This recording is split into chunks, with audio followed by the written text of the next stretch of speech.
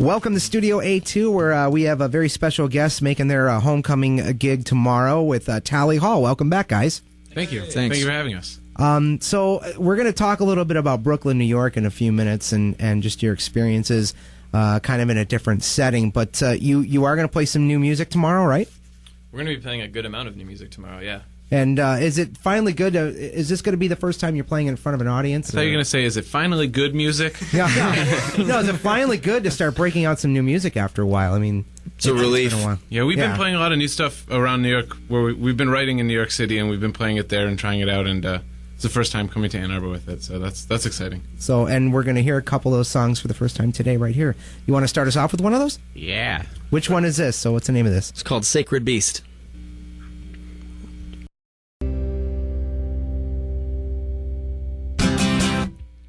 Ann Arbor's 107.1 in Studio A2, made possible with support from Bank of Ann Arbor. Tally Hall, a new song called Sacred Beast. And how many songs do you think you guys have got ready for the next recording session? How many? 375,000. Well, that wouldn't surprise me. I mean, you're all writers, so I mean, we have a ton of songs. We're really itching to get into the studio. And when do you think that's going to be? It's a good question. We're hoping sometime this year. Sometime this year. Yeah, hopefully sooner rather than later. And playing a lot of these new songs in front of the audience, is that going to influence what, especially the audience here in Ann Arbor, that might influence what you might decide to lean toward, putting on the next album because they know you more here than anywhere else? Yeah, I think so. But also there are certain songs we know aren't going to play well live until people hear them on the record first. Because there's a lot to them than just a lot of studio stuff involved. Yeah, I think so. Part of this tour is a chance to play new stuff live and get more comfortable with that material. So we're going to be playing a lot of new songs on the road.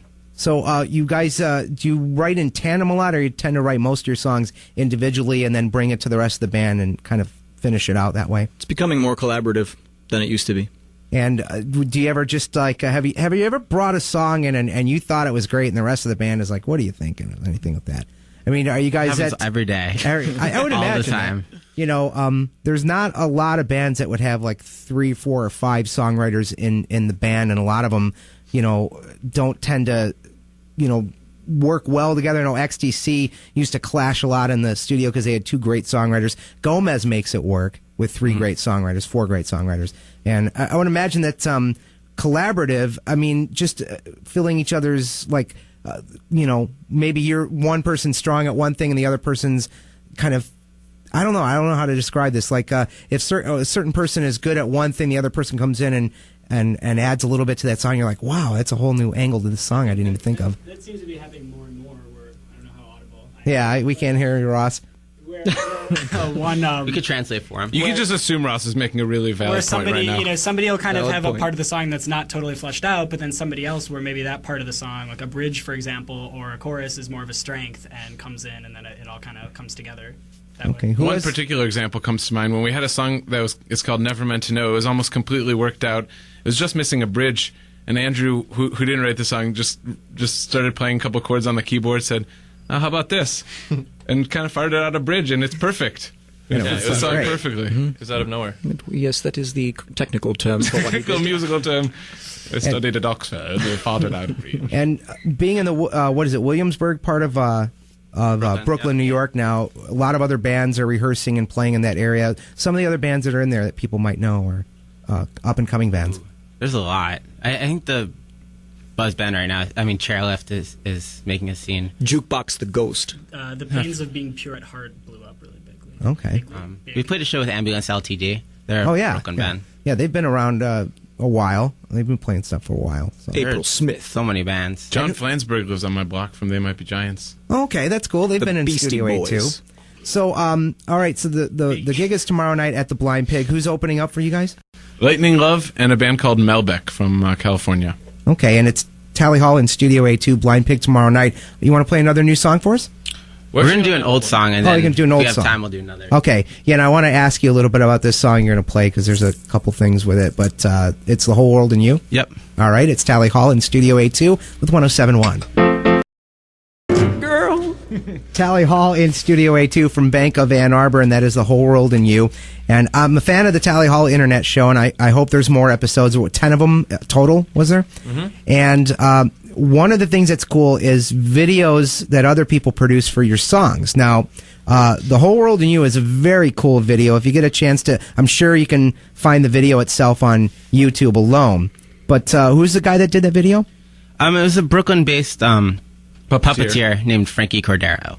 And it's very cool. The concept is cool. The whole thing is cool. And did you ask him to do this, or did he volunteer to do it? Was it part of a project that he's doing for school or anything like that? We went on YouTube, actually, and just looked at like thousands of videos until we found someone we thought would work well with the song. And how many did you? Well, if we total them up, because I probably looked at like maybe 15. I looked at 300. I probably looked at about 50. I would say. Okay, so not thousands, but a few. And yeah, he did a really good job. And another video that was done, an animated video for Hidden in the Sand, which is the hidden track on the last album. And who did the animation for that? Because that's a very cool video, too. A guy named Steve Loader.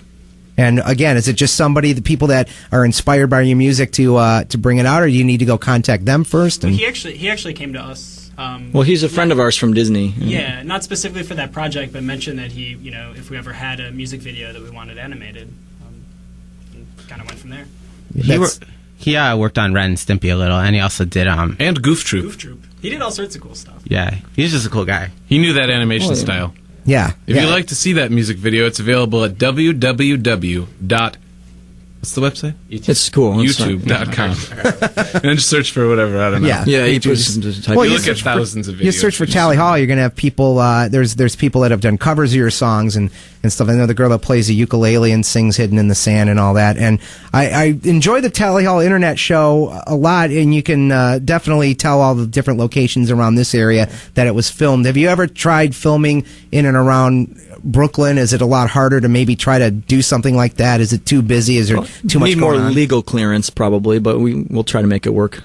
I mean, our internet show was filmed very much so in Ann Arbor. It was last summer. We spent the entire summer, actually almost a year, working on the internet show, and it was in this area. It was right before we had moved out. So it's all here. We haven't really taken, that we're not looking forward. I should change that. I don't think we've taken the cameras out of the cases since we moved to New York. Yeah, it's been just a lot of music. We just haven't had the opportunity. There's a lot of skateboarding and stuff like that. Yeah. Now, if getting the real stuff done. And by the way, we're talking to Tally Hall in Studio A2 on 107.1. Yes, and big Red Wings fans. See, I got the hockey top on today. But I just, if you want to entertain yourself, if you have a few seconds at your desk and you get bored and the boss isn't looking over your shoulder, look at the Tally Hall Internet Show. There's 10 different episodes, and it's basically just a series of different vignettes and stuff and skits and like that, and a lot of it is funny. I particularly enjoy the Honk Wars, which is playing drums on the horn. Can your horn really do that, or was that sound effects done? No? Oh, it's a secret. It's about half and half. Oh, okay. All right. I didn't think somebody's horn would really do that if you drummed on it, but that's kind of cool. That one's called Honk Wars, and there's some older stuff in there, too, that was filmed a long time ago, and like the directions bit and all that, but a lot of entertaining stuff through your website, tallyhall.com. You want to play another new song for us? Sure. What's the name of this one? It's called Misery Fell.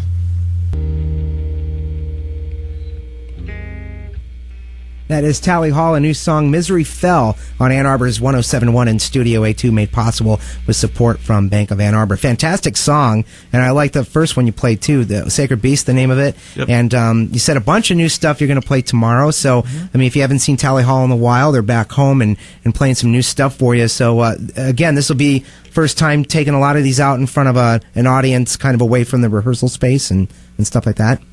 Yeah, exactly. We're very excited. It's good to be back. Yeah, it's really nice to have you back, and this is going to be a great show tomorrow night at the Blind Pig. Thank you guys for stopping into Studio A2. It's Rob, Zubin, Joe, Andrew, and Ross. Tally Hall on Ann Arbor's 107.1. And back to the music, Elvis.